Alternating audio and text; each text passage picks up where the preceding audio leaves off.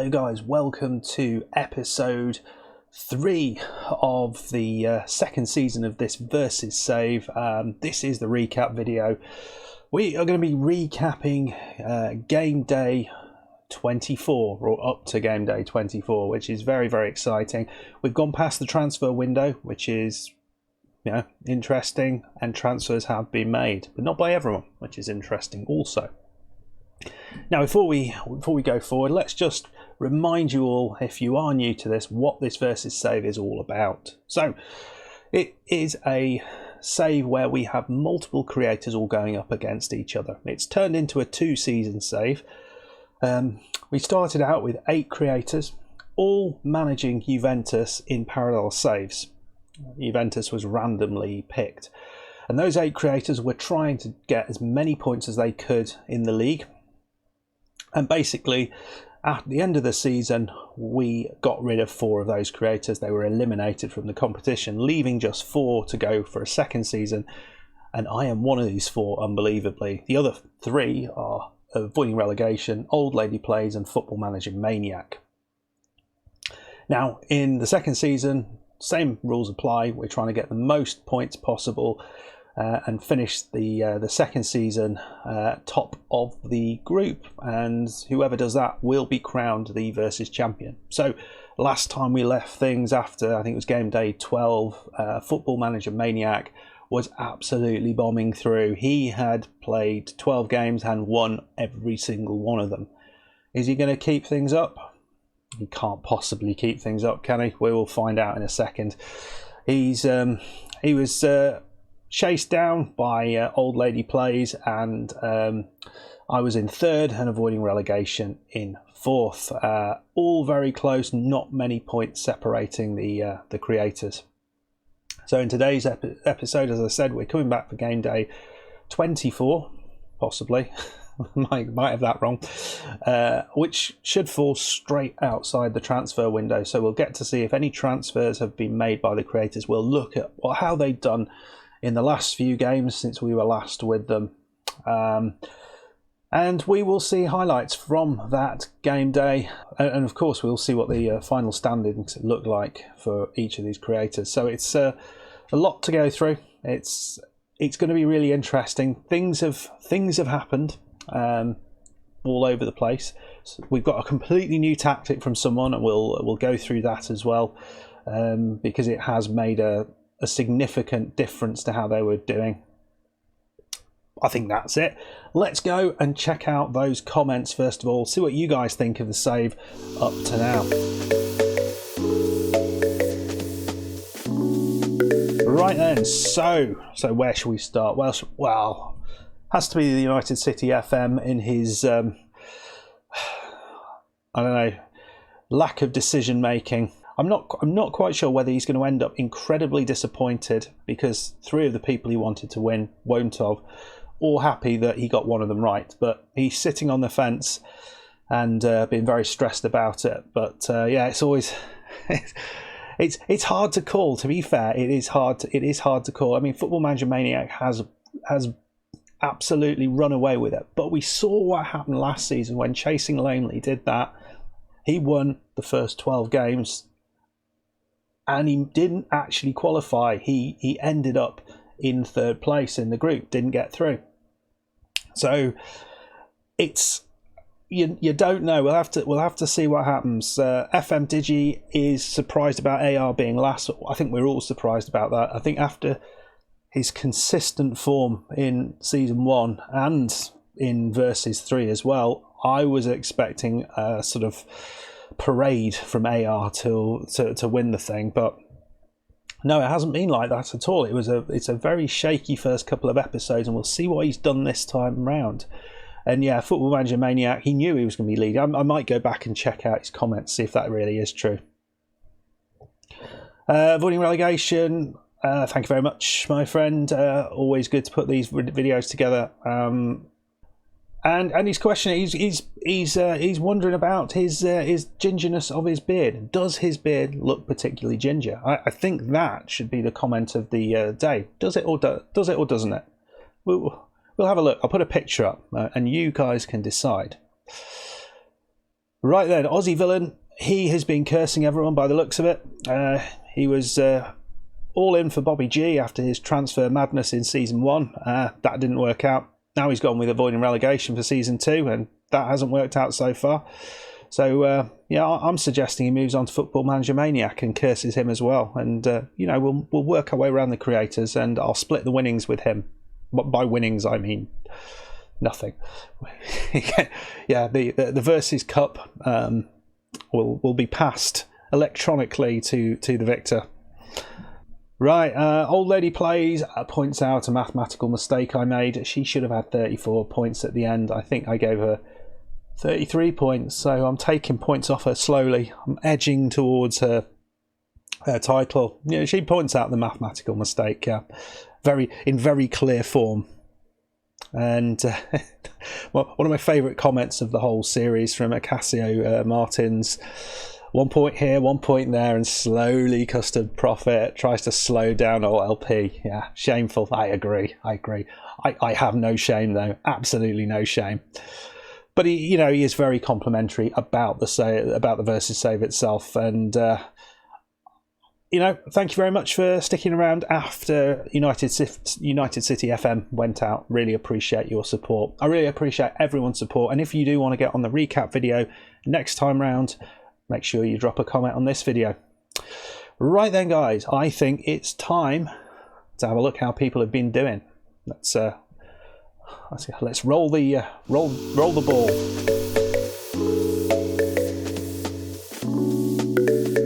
Right then, guys, we're getting on to the transfers and the results now. Let's start with Old Lady Plays, who has had another very good season. Transfer wise, she's not done an awful lot. The only transfer of note is Sami Khedira leaving for up to 7.5 million. What she has been doing is very effectively winning games. You can see she doesn't win by a lot most of the time, but she gets the job done. There are a couple of draws in there, so you can see a draw away against Atalanta, a draw away against Fiorentina. That might be important. Those are 4 points dropped, but predominantly it's very, very good. A very, very good performance again from her. Is it going to be enough to stick in second place? Is it going to be enough to catch up Football Manager Maniac? We will find out in a second. I'm not sure. What she has been doing really effectively is using youngsters. She's really found about 4 or 5 really good youngsters within the Juve Academy, and she's been giving them games and really improving them. So not only is she winning pretty much everything in the game, she's developing youngsters as well. I mean, I'm doing none of that. I'm just desperately trying to win games. But it's in her DNA, I think. So I think it's an impressive set of results. She's probably going to be disappointed she's dropped a few points. And we'll see how she gets on today and whether that's enough. So last time we were with avoiding relegation, it hadn't gone particularly well. He was struggling a bit, too many draws. He played the on-camera episode, was a 0-0 draw against Roma. All was going pretty terribly. Well, in January, he has made a couple of transfers. He's bought in a couple of strikers to add to his options up top. So he's bought in Aubameyang and Anthony Martial, both of whom have come in on loan. I think those are sensible signings. But the big difference for avoiding relegation is the new tactic that he's brought in. So this is it.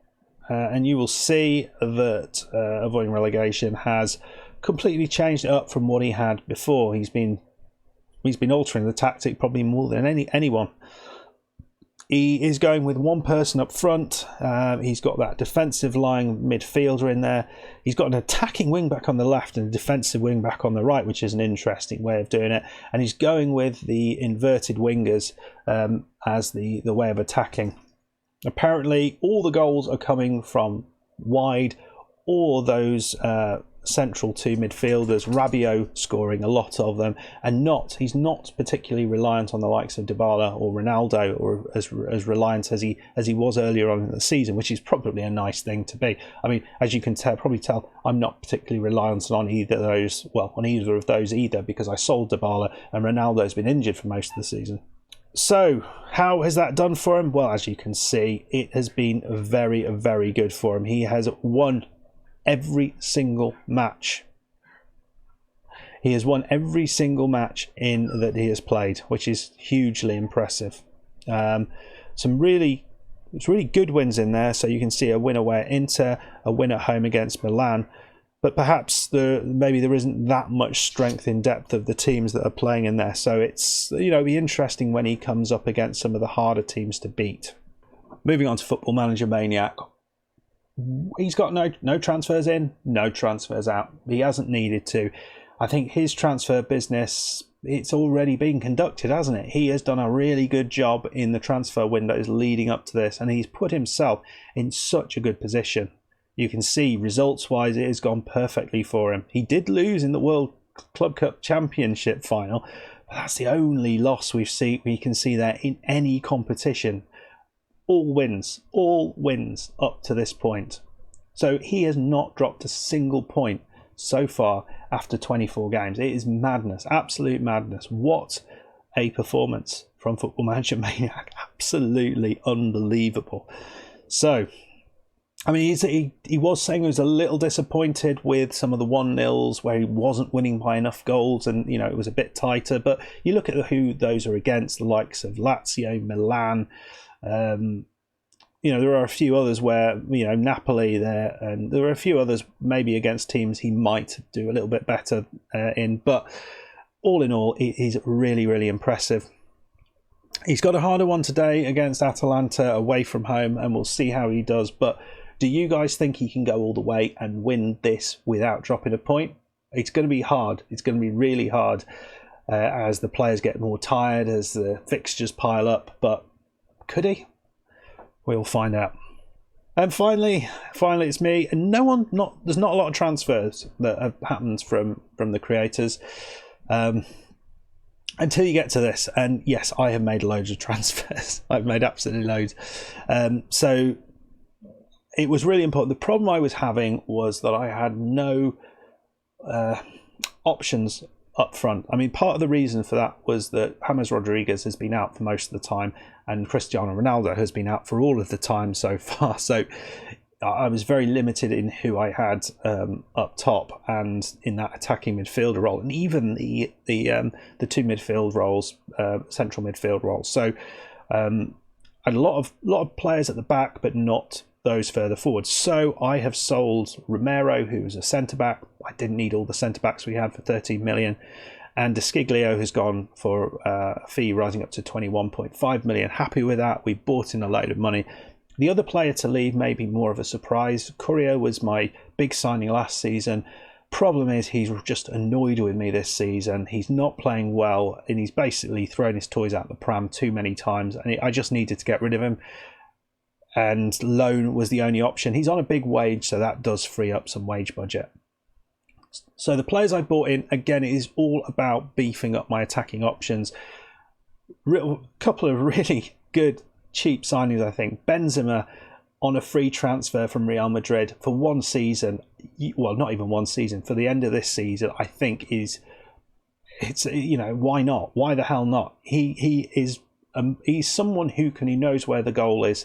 He's certainly going to be able to come on and should pop up with a few goals, maybe in important points. We will see.